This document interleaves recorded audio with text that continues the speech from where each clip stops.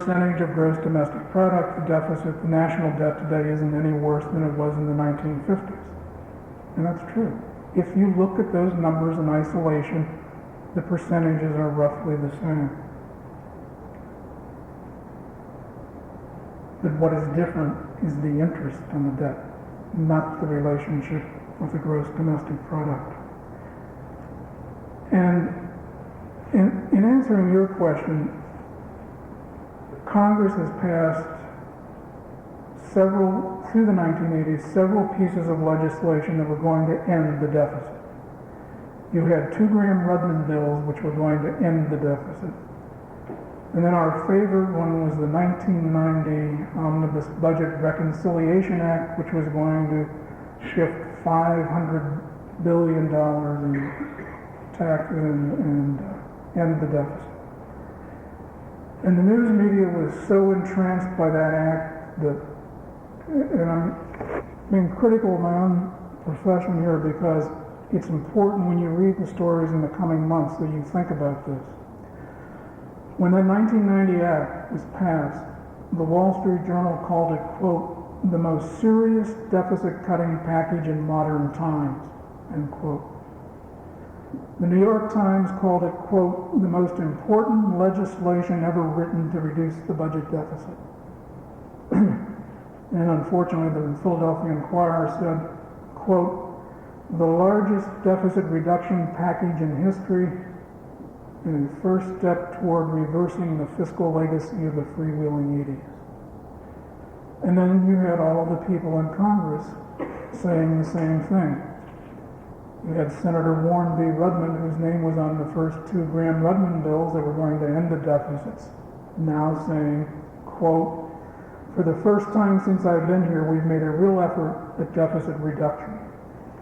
In February 1991, President Bush goes before the Economic Club of New York and says, quote, thanks to the budget reforms that began last fall, the deficit will be virtually eliminated by 1995. The deficit is not going to be eliminated in this decade unless there is some real changes in Congress. It isn't going to be eliminated. And the importance, once again, is not that relationship with gross domestic product that you will read in the newspaper stories in coming months. It's the interest. In 1990, which is the last year the tax return data is available, there were 1,070,000 returns filed in Iowa by people who paid taxes.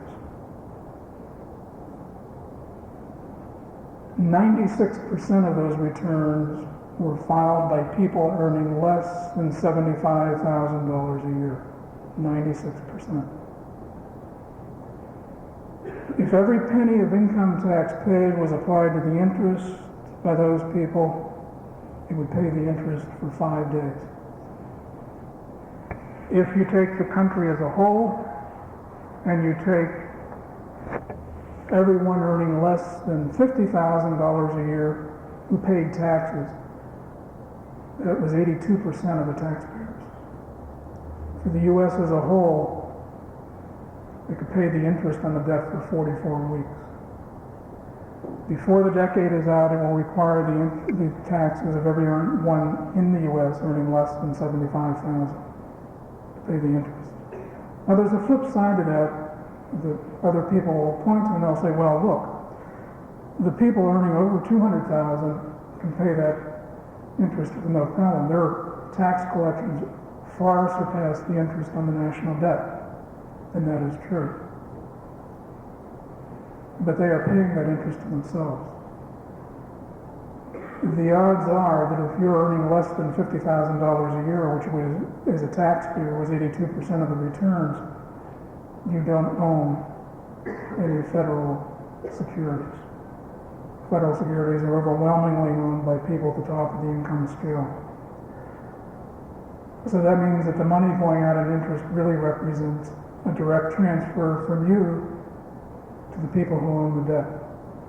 If you own a treasury bill, if you own a treasury note, then you're collecting it from yourself. If you don't, you're paying it to someone who does.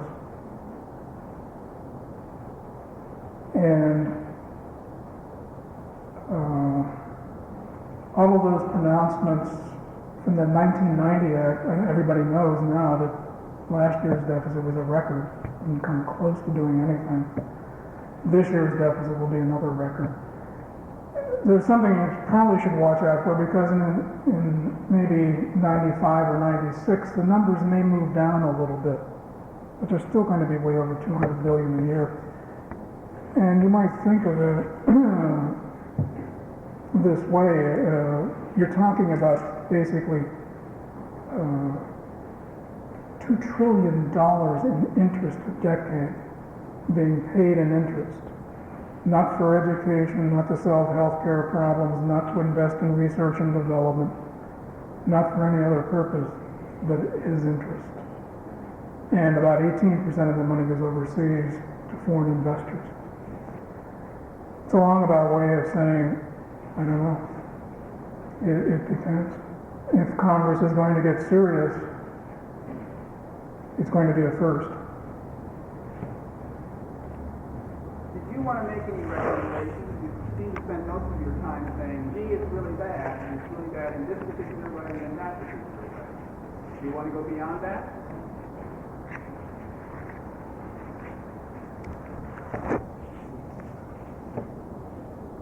It's kind of interesting when you look at the proposals that are being floated for the tax changes.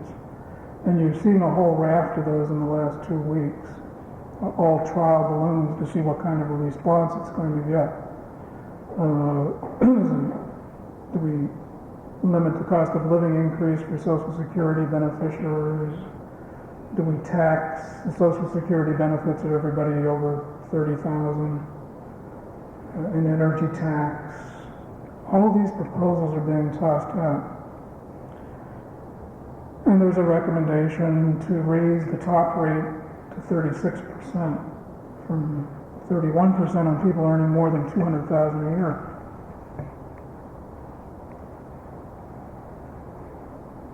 In 1970, the top rate was 70%.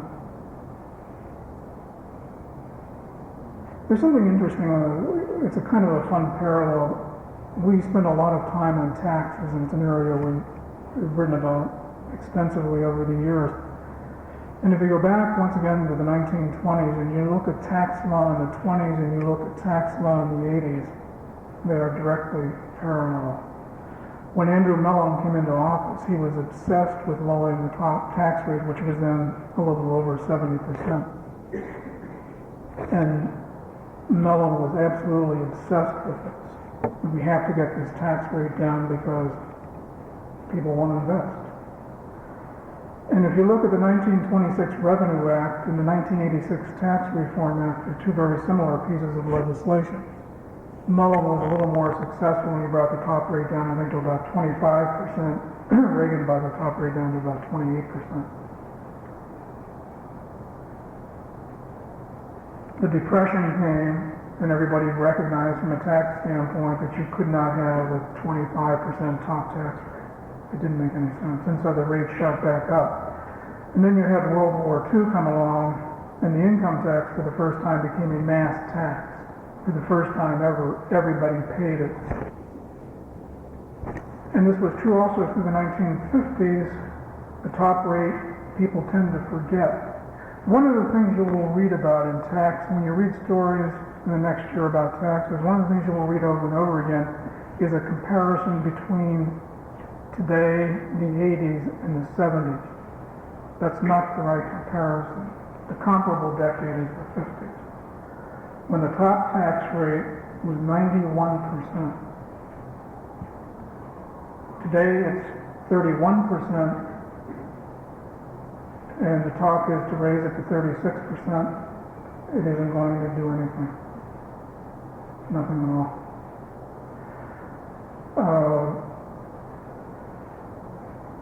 Taxes overall, especially because of the way the federal government has been going the last 10 years, have become extremely regressive at the local and state level. I mean, I really feel sorry for young people in Philadelphia, for example. Philadelphia has a 4.9, basically a 5% wage tax. And it doesn't matter how much money you make, you pay that wage tax. There's a 2.9% income tax in Pennsylvania you pay. Doesn't matter how little money you make, you pay. So there you got 7.9%. So you're making $15,000 a year. Social Security is a flat 7.65.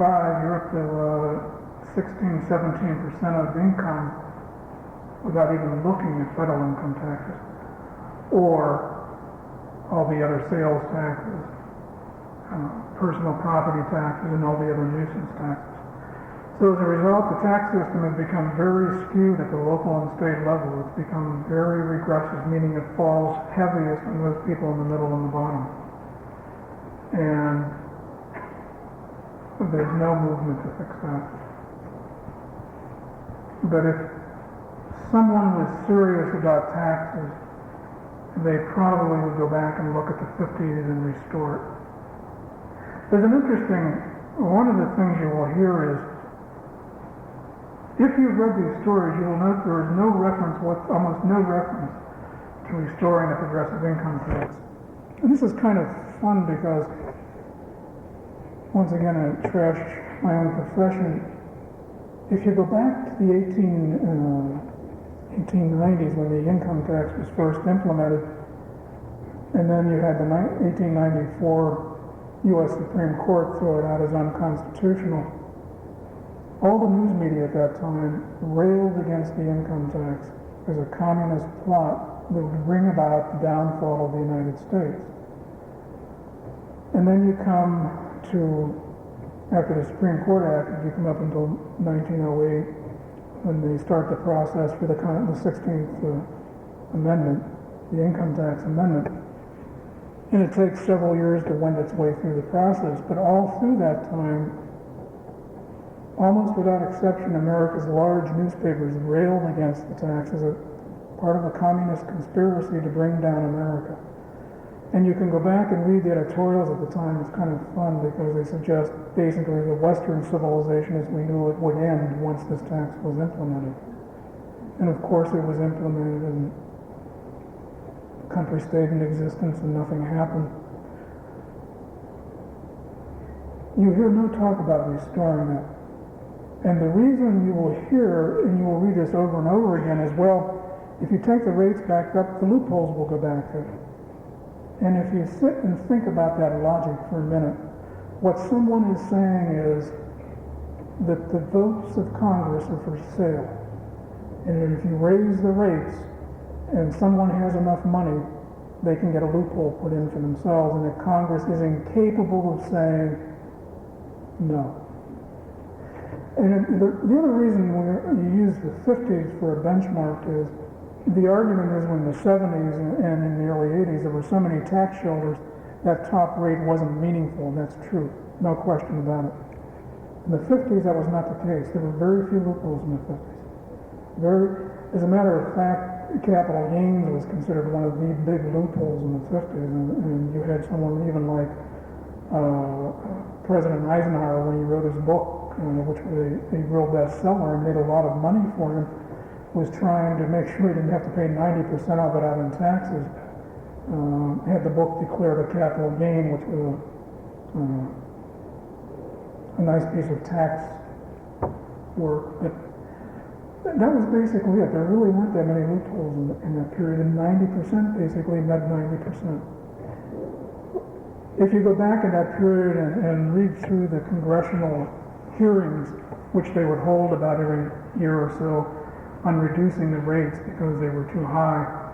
One of the people who testified on behalf of Hollywood was the president of the Screen Actors Guild, Ronald Reagan, whose testimony is just, I mean, it looked like the testimony of the 1890s and the 19-teens, that it was a communist plot and people were not working in this country because they couldn't keep their money. But if you look at what was happening elsewhere during the 50s, you saw the greatest movement in the country's history in terms of middle-class mobility. More people than ever bought homes with one income, not two. More people than ever moved up the economic ladder. And it's interesting that that occurred at a time of the highest tax rates in the country's history.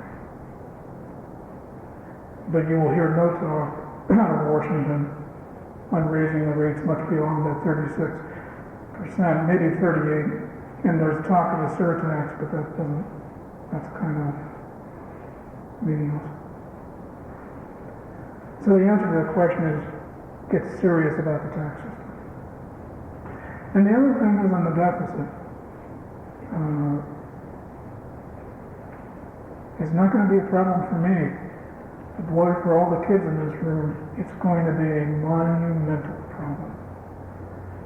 Because the money that you're paying out in Social Security taxes, which is being withheld from your paycheck if you're working or soon will be working, a good chunk of that money is being spent for the government, not for Social Security, but for other purposes. And the Social Security Trust Fund is being stuffed with IOUs. And shortly after the turn of the century, the IOUs will begin coming due. And guess who's going to pay for them?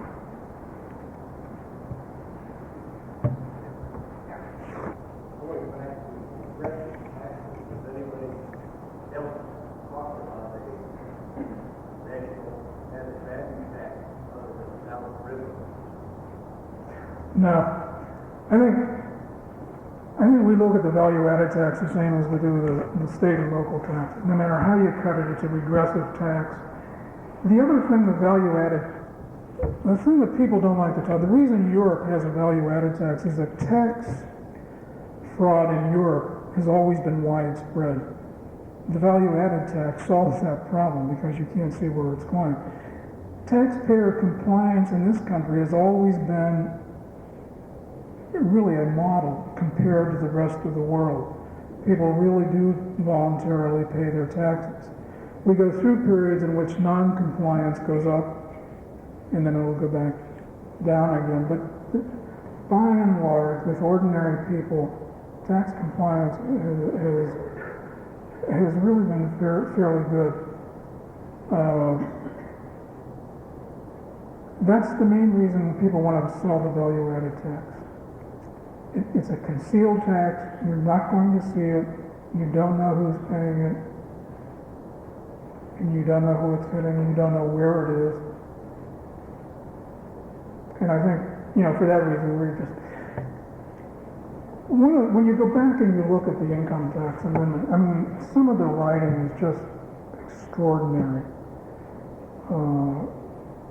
And it was portrayed at the time as the fairest and cheapest of all taxes. And that was true. And if you look at the 16th Amendment, it is crystal clear to tax on income derived from whatever source. It's only a very few words, but they are crystal clear. A few generations of lawyers and tax accountants have managed to make it probably a little confusing, but it really was, and it still does remain, if it's implemented right, the fairest of all taxes. Now, the people at the top, and there's a piece on the op-ed page of the Wall Street Journal today, will take the opposite viewpoint. And the viewpoint today does not differ one whit from what it did from 1894. Not one whit. That I have earned my money, I am entitled to keep it, and you have no right to take it from me. Once again, you see nothing reflective of what people's responsibilities are to society or to one another. It is basic self-interest run amok.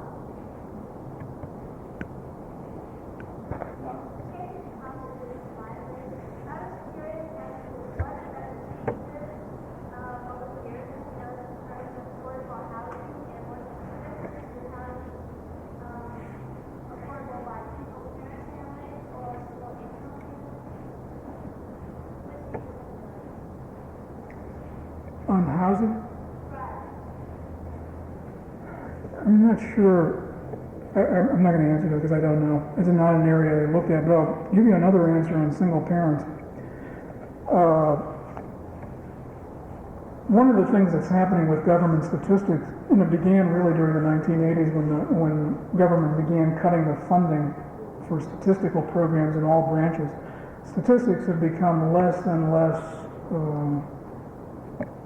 thorough as they were back, say, in the 50s or the 60s. And if you go back in time on income tax statistics, you can see the number of tax returns filed by heads of households. Heads of household basically are single parents or children caring for an aging parent. They generally fall into one of those two categories. The fastest growing segment of tax return filers in the country, and you won't read this, is heads of households. Those are single parents with children or basically children caring for an aging parent. They represent the largest growth. They've gone from like 2 or 3 million returns to 11 to 12 million returns in the last 25 years. They now constitute maybe upwards of 10% of all tax returns filed. And it's a number that keeps growing. And contrary to the image that is often painted of single parents either being on welfare or not working, these are tax returns filed, and the majority of these people pay income taxes. And they also basically are people earning less than $40,000 a year.